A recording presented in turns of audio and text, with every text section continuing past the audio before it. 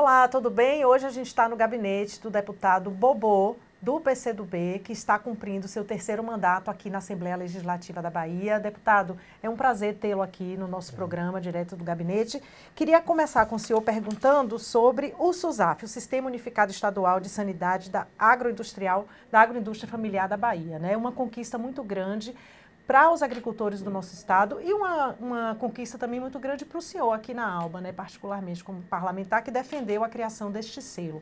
Como é que está o andamento desse selo e qual é o benefício que ele traz para a nossa economia, deputado? Bom, um abraço para todos vocês. Dizer que é uma alegria imensa a gente estar comemorando a criação dessa lei, aprovada em 2020 e hoje já é um sucesso por conta dos primeiros empreendimentos serem certificados com o selo SUSAF. Você fez essa leitura toda do selo unificado, né? Mas é apenas um selo que muda um pouco a vida dessas pessoas que empreendem com muita dificuldade, porque são os pequenos produtores, criadores de animais, mas que fazem o seu queijinho, os seus ovos, tudo que derivar de animal. A gente conseguiu colocar essa lei e essas pessoas poderão vender esses produtos devidamente com selo em todo o estado da Bahia. Antes eles ficavam restritos a essas vendas apenas no seu território de origem. Portanto, para o estado da Bahia, a economia do estado e para esses pequenos empreendedores é algo realmente fantástico, porque eles vão crescer, vai haver a demanda, havendo demanda, aumenta o número de pessoas trabalhando nesses empreendimentos e por conta disso também melhorar a renda dessas pessoas. Então é algo que a gente comemorou muito depois de 4 anos, ela começa a ter a sua eficácia, né? De fato, ela sai do papel e se transforma em algo consolidado.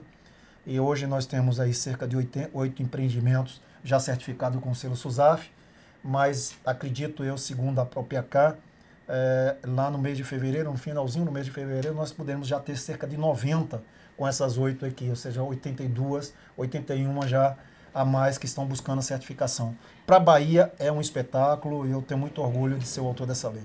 Então a tendência é que para o nosso estado esses produtos comecem a circular Sim. fora das suas regiões também Sim. E cheguem a outras Os cidades. principais mercados consumidores, Salvador, por exemplo, nós temos queijos premiados, né, fora do Brasil, mas que eles só podem ser negociados, vendidos ali no seu território. Agora não, ele pode chegar aqui, por exemplo, a Salvador, a Feira de Santana, a Vitória da Conquista, que são os principais consumidores.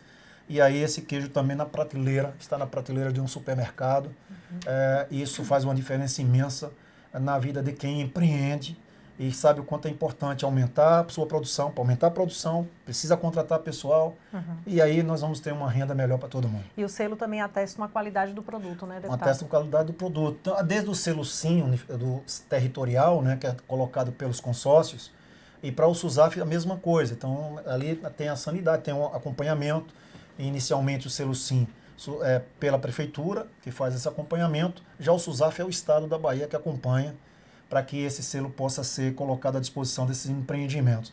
Estou muito feliz, eu estou colocando sobre ele, porque eu acho que para a Bahia e sobretudo para o pequeno empreendedor, produtor, o agricultor familiar, realmente é algo muito novo e muito importante que vai seguramente melhorar a renda dessas pessoas e aumentar também o potencial da economia da Bahia. A gente tem visto que a agricultura familiar, ela tem tido uma prioridade grande, né, nesse atual governo. Então, a tendência, o senhor já falou aí em 90 para fevereiro, a tendência também é que novos empreendedores surjam, né, para esse novo mercado que deve vir a partir disso? Sim, eu acho que não tenho dúvida. Eu me referi ao queijo artesanal, mas os 2 primeiros selos, por incrível que pareça, saíram para o pessoal dos ovos, né? Os ovos de quintal, de caipira. Granja Avícola São José. Na cidade, se não me engano, 2 cidades no interior da Bahia. Taberaba e a outra foi em Candial. E imagine você, já pode vender para a Bahia toda. Então, vai aumentar a produção de ovos, portanto, impacta muito na economia local, também do próprio estado e da família que está produzindo, está empreendendo, fazendo esses investimentos. É bom colocar que, por a Bahia ser hoje o estado que mais investe na agricultura familiar, é importante a gente também fazer com que os empreendedores, esses pequenos produtores, tenham sua renda aumentada e uma qualidade de vida muito melhor. Deputado, trocando um pouquinho de assunto, vamos falar um pouco da inclusão social também, né? A gente está falando de inclusão econômica, isso que não deixa também de ser um ponto de inclusão social. Trazer um pouco aqui para uma outra pauta do senhor, que é o projeto de lei que propõe assistência a pessoas com doença celíaca, né? Muita gente não sabe o que é a doença celíaca, muita gente também tem dificuldade em identificar que tem a doença celíaca, né? O senhor já tem uma conquista aqui nessa área, que é a conquista de laudo médico permanente, né, para pessoas com autismo, síndrome de Down e outras deficiências também, que não precisam de renovação. O que é que o senhor pretende com esse projeto de lei, né, de assistência a pessoas com a doença celíaca? Bom, é importante a gente relatar para vocês que essa casa ela tem tido um cuidado muito grande, mas também um compromisso social nessa questão da saúde.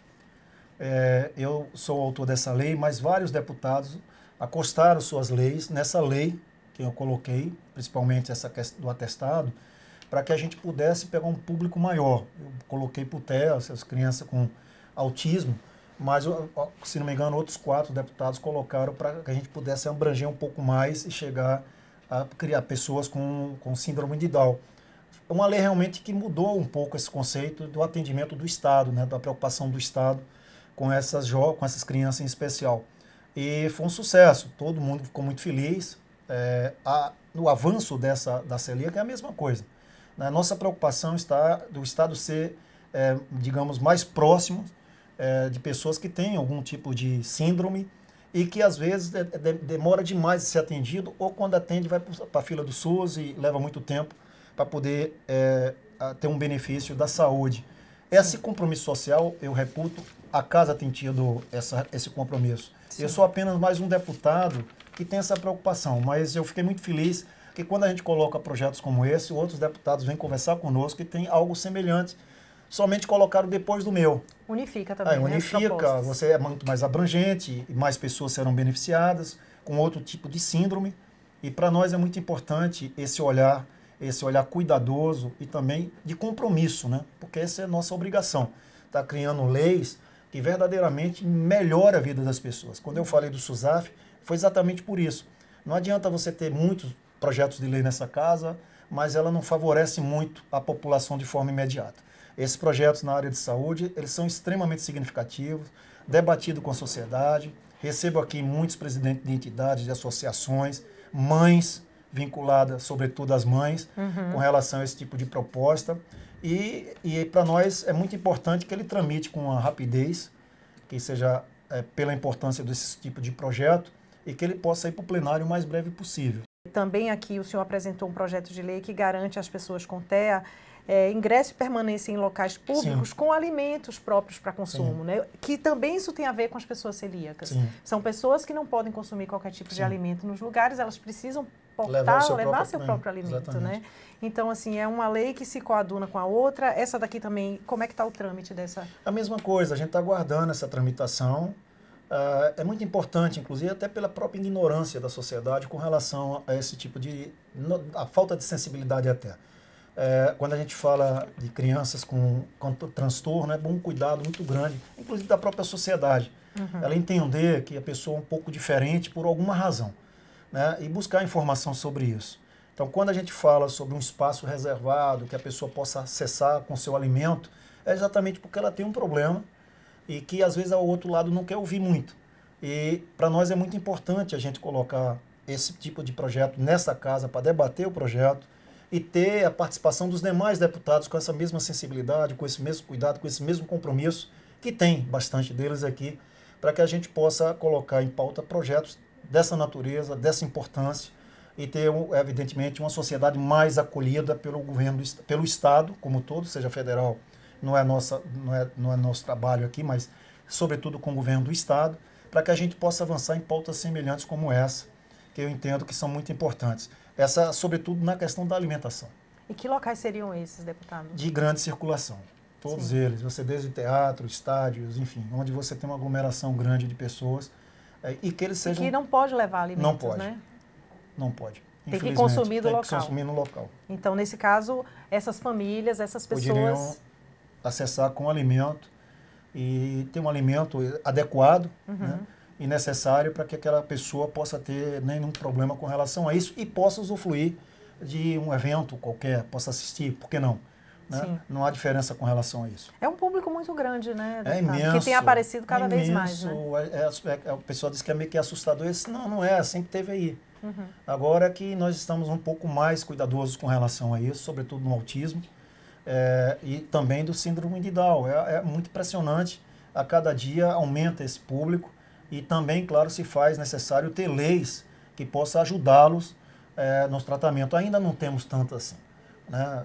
E é óbvio que um público desse tamanho e também com tantas dificuldades de mães e pais, sobretudo as mães, estarem acompanhando, porque não é barato, é caro, é necessário o Estado estar apoiando, tanto o governo federal quanto o Estado também, estar vigilante, e nossa obrigação enquanto parlamentar é estar criando leis que facilitem tudo isso, que coloquem como obrigação do Estado esse atendimento. Como o projeto de lei, por exemplo, do senhor, que torna obrigatório o exame de ecocardiograma pediátrico nos recém-nascidos que têm síndrome de Down. É um outro projeto também para esse público. Com esse mesmo cuidado, porque muita criança com síndrome de Down, nos primeiros meses de vida, acabam vindo a óbito. Sim.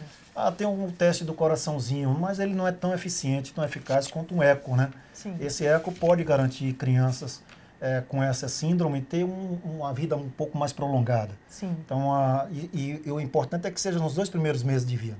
Então, eu coloquei com esse cuidado, a pedido de mães que têm essa preocupação, e para nós também ter, evidentemente, um conhecimento maior disso. Eu desconhecia até essa dificuldade. Sim. Eu achava o senhor foi procurado? Foi procurado, pedi o pessoal aqui do gabinete que procurasse mais leis, que já existissem em outros estados, para ver se em alguns estados da União houve um avanço com relação, e já existe isso, e nós entendemos que aqui na Bahia era necessário fazer isso. Não é invasivo, não é problemático, não vai criar nenhuma dificuldade, mas seria muito importante para prolongamento de vida dessas crianças. Assim como o senhor tem recebido grupos de mães, né? O senhor também recebe muito grupos de esporte, Sim, né? Não bastante. tem como não, né, deputado? Recentemente o senhor recebeu um grupo de esporte. Quais são essas demandas esportivas que mais estão chegando aqui no gabinete? As mais variadas, aqui são todas. Eu recebo as federações de esporte aqui da Bahia, são muitas federações. Eu já tenho uma cara do esporte, então a galera já vem aqui, né? Então, quer falar de alguma coisa, algum projeto de novo com relação ao esporte, eles tocam aqui para ver se é possível a gente fazer a mediação. E aqui é dos mais variados, né? Desde os mais novos projetos, esporte hoje reconhecido a nível de federação, quanto os mais antigos. Então, eu tenho muito orgulho de ser um representante, presido aqui, inclusive, a Comissão de Desporto para Desporto e Lazer dessa casa, com muito orgulho, justamente para transformar o esporte em uma matéria de uma relevância que ele merece ter, né? Como se fosse de política pública e não política de governo. Então, esse é o debate nosso aqui, para que a gente um dia possa ter uma Secretaria de Esporte no Estado, e não apenas uma superintendência, e cuidar do esporte com a relevância que o esporte tem na mudança de vida, do caráter das pessoas, e fazer um esporte, não só um esporte inclusivo, mas também o de alto rendimento performático. Por incrível que pareça, eu falei da agricultura familiar, que a Bahia é o que mais investe também nessa área, mas no esporte também é. Nós vencemos até São Paulo nesse investimento em esporte. Então, nós temos muito investimento na área de esporte, mas não temos ainda uma secretaria para cuidar dessa área.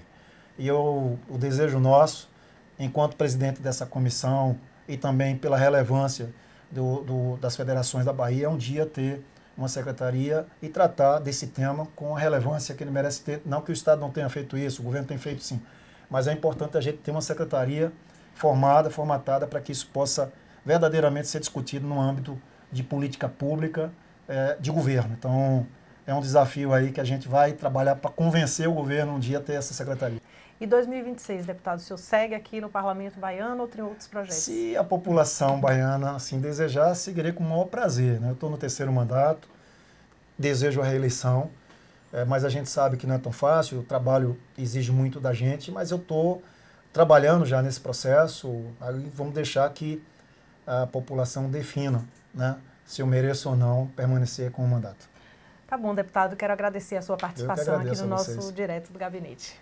Obrigado. Obrigado, Abraço, senhor. gente.